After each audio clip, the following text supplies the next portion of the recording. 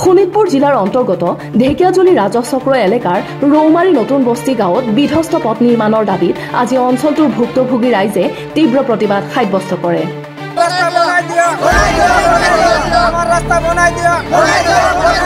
উল্লেখ্য যে ঢেকিয়াজুলি ৰাজচক্ৰ এলেকাৰ ৰাক্ষসমাৰী গাঁও পঞ্চায়তৰ অধীনস্থ ৰৌমাৰী নতুন বস্তি গাঁৱৰ বিধ্বস্ত পথ নিৰ্মাণৰ দাবীত আজি পুৱা 10 বজাত অঞ্চলটোৰ ৰাইজে তীব্ৰ প্ৰতিবাদ সাব্যস্ত কৰে। পৰিতাপৰ বিষয় এয়াই যে ৰৌমাৰীৰ পৰা ৰৌমাৰী নতুন বস্তি গাঁও হৈ ৰাক্ষসমাৰী সংযোগী অতিকৈ গুৰুত্বপূৰ্ণ পথছোৱা বিগত বহু দিনৰ পৰাই বিধ্বস্ত হৈ আছে। আমাৰ এই ৰাস্তাৰ কাৰণে আজি স্কুলত পোৱালিবিলাক যাব নোৱাৰে, কিবা এটা বেমাৰী হলে মেডিকেলৰ গাড়ী আহিব নোৱাৰে, আৰু যোনে ইলেকশ্যন টাইম আহে সিহঁতে আহি কলে বনাই দিম বাবু, এইবাৰ চিন্তা নকৰিবি, আমি আছো নহয়, যিটো গৈছে এতিয়া আমাৰ অলপ চিন্তা কৰিব, আমি একদম বনাই নিম, আপোনালোকে বিচাৰিব নালাগে।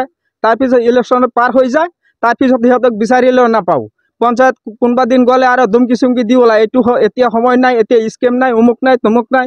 আমি আৰু গাঁৱলীয়া মানুহ, আমাক অলপ দম দিয়াৰ পিছত আমি আৰু গুচি আহোঁ। আৰু কি কৰিম, আকৌ ইলেকশ্যন যেতিয়া আহে আৰু এজন বেলেগ আহি এনেকাই কৰে। এনেকা কৰোঁতে আজি ধৰক 20 বছৰমান হৈ গ'ল, আমি মানে এনেকাই চলি আছোঁ আৰু বহুত কষ্টৰ ওপৰত চলি আছোঁ, কিন্তু ৰাস্তাটো কোনেও নবনায়।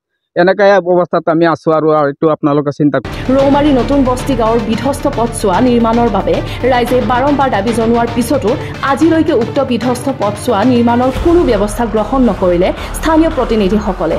ইয়াকে লৈ আজি ক্ষোভিত হৈ পৰিছে ৰৌমাৰী নতুন বস্তি গাঁৱৰ ভুক্তভোগী ৰাইজে। ঢেকিয়াজুলিৰ পৰা প্ৰশান্ত বৈশ্যৰ ৰিপৰ্ট, নিউজ এক্সপ্ৰেছ অসম।